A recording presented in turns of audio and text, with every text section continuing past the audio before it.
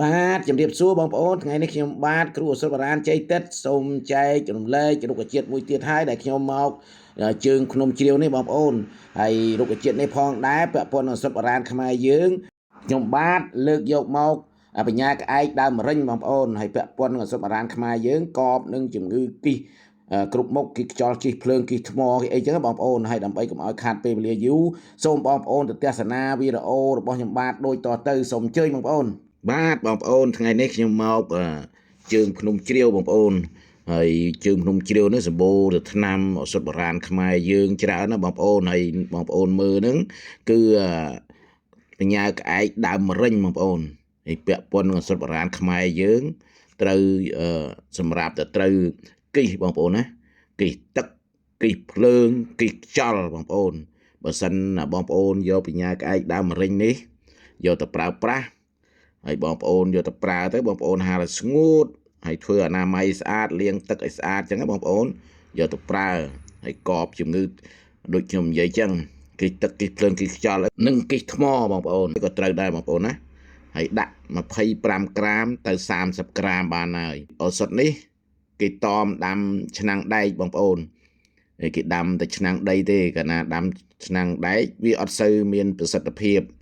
ព្រោះយើងប្រគុំធាតុឆ្នាំងដីវាមានធាតុដីពួកអីរុក្ខជាតិនេះវាខ្វះធាតុដីបើយើងយកទៅប្រើទៅវាអត់សមប្រកបទេកាលណាយើងដាក់ដាំឆ្នាំងដីវាសមប្រកបប្រកែរុក្ខជាតិនេះសម្រាប់គិះហើយនឹងមួយបងប្អូនណាមួយទៀតបងប្អូនប្រើទៅលើម្រិញយើងកាលពីដើមវាមានសម្បូរកើតម្រិញណាបងប្អូនប៉ុន្តែឥឡូវវាមិនសូវកើតម្រិញទេដោយសារសម័យកាលវាឆ្លងកាត់ដោយមនុស្សចេះដឹងនៅអនាម័យខ្ពង់ខ្ពស់អនាម័យល្អប្រសើរទៅវាអត់សូវកើតពីដើមកើតម្រិញហ្នឹងម្រិញកកម្រិញអីចឹងណាបងប្អូន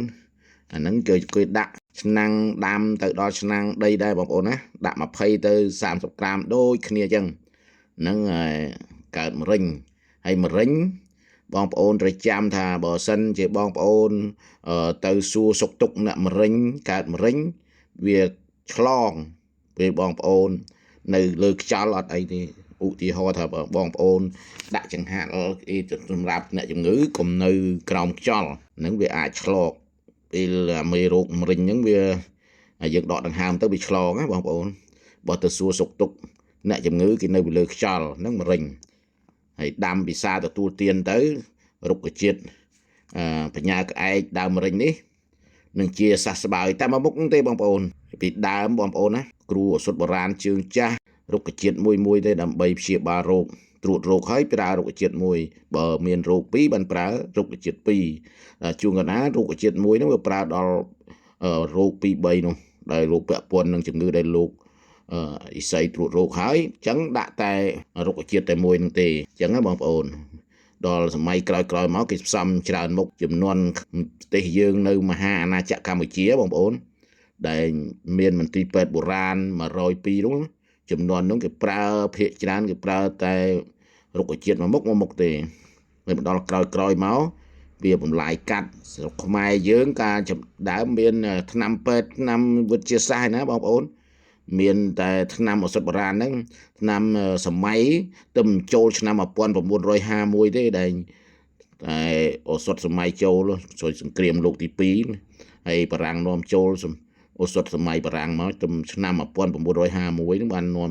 ចូលឱសថសម័យខ្លះមកពីដើមជាបាលជំងឺដោយគ្រូឱសថបុរាណនិងអេសីពីដើមជាបាលមនុស្សដោយប្រើរុក្ខជាតិនេះឯងបងប្អូនហើយមានអាយុវែងទៀតអាយុពីដើមបងប្អូនណាតូចបំផុតក៏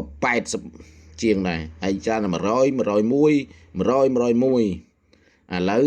តា60ចង់ទៅណាតណីហើយស្មាទោសបងប្អូនដូច្នេះយើងទៅប្រើធម្មជាតិចេះរស់នៅនឹងធម្មជាតិធ្វើកំសាន្តនៅធម្មជាតិដូចជាជើងភ្នំមាត់សមុទ្រអញ្ចឹងទៅធ្វើឲ្យយើងអាយុវែងធម្មជាតិឲ្យដង្ហើមយើងបរិសុទ្ធបងប្អូនហើយបើសិនជាបងប្អូនមើលឃើញថាមានប្រយោជន៍ស្ដាប់ទៅថាមានប្រយោជន៍បងប្អូនជួយ like ជួយ share ឲ្យលោកគ្រូបានអ្នកមួយផងបងប្អូនហើយថ្ងៃក្រោយលោកគ្រូដើររុក្ខជាតិពិសេសចែកជូនបងប្អូនជាធម្មទានដើម្បីបម្រើសុខភាពបងប្អូនហើយនៅជាចុងក្រោយនេះខ្ញុំបាទ គ្រូសុតបរានជ័យទឹកសូមបួងសួងនៅវត្ថុទាំងឡាយក្នុងលោកមានព្រះអរិយបុគ្គលជាដើមសូមឲ្យព្រះអរិយបុគ្គលនោះបង្ហោះបង្ហើផ្លុំជួយបង្ហើរោគគាបជាធិបងប្អូនឲ្យជាសះស្បើយវិនិច្ឆ័យសន្តិអស័យសតោម្យ៉ាងទៀតសូមពរជូនពរ4ប្រការគឺអាយុវណ្ណៈសុខៈពលៈកំបីគ្លៀងគ្លាតឡើយខណៈពេលនេះខ្ញុំបាទគ្រូសុតបរានជ័យទឹកសូមគោរពសូមជម្រាបលា